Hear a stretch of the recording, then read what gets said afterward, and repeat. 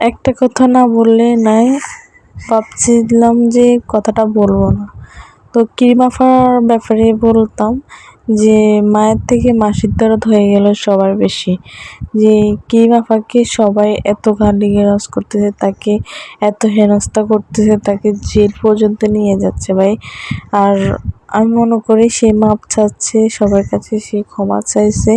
আমি মনে করি তার বাচ্চাকে তার কাছে এখন পৌঁছে দেওয়াটাই বেশি।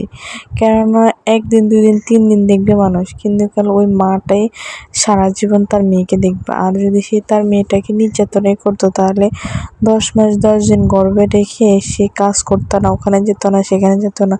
কই কেউ তো কখনো তাকে এসে বলে নাই যে আপনি কাজ করবেন না, আমি আপনাদের বাসায় টাকা দিয়ে যাবো, এটা তো একজনও বলে নাই। তো তাকে আমি মনে করি এত কষ্ট না দেওয়াটাই ভালো, কেননা সে অনেক কষ্ট করে, অনেকটা স্ট্রাগল করে সে তার 2টা বাচ্চাকে মানুষ করে।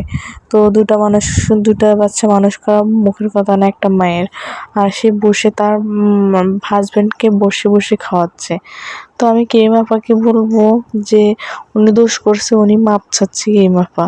তো আপনারা সবাই ক্রিম আপাকে ক্ষমা করে দিলেই ভালো হয়।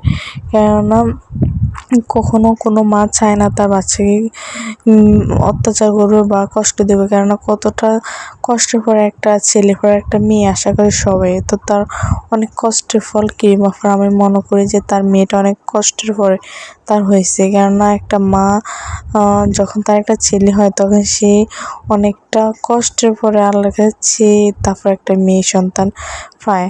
তো সে হয়তো একটু বিয়ের জন্য বা কিছু টাকা কামানোর জন্য সে এইসব ভিডিও করছে। তো সবাই তাকে মাফ করে দিবে। আল্লাহ হাফিজ।